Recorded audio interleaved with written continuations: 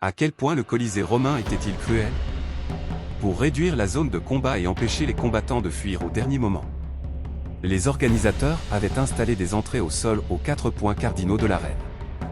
Et ce qui sortait de ces entrées n'était autre que les tigres, surnommés rois de la forêt. Ils étaient attachés par des chaînes de fer, l'autre extrémité étant tenue par 4 hommes robustes, afin de contrôler la zone où les tigres pouvaient attaquer. Dès qu'un combattant dépassait la limite, il subissait l'assaut des tigres. Ainsi, les participants n'avaient aucune échappatoire, ils ne pouvaient que se battre à mort.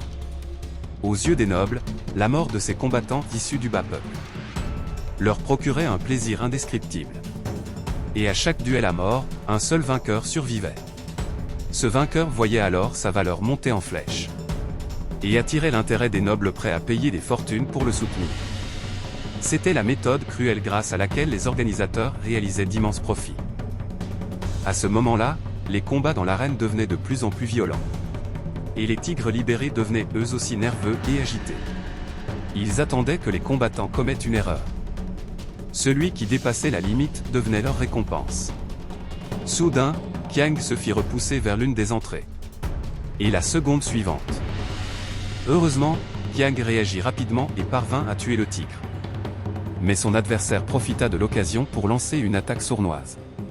Au bord de la mort, Qiang attrapa à grande hache au sol et la planta de toutes ses forces dans la jambe de son adversaire. À partir de là, l'issue du combat fut scellée. Qiang remporta finalement la victoire. Mais la compétition n'était pas terminée.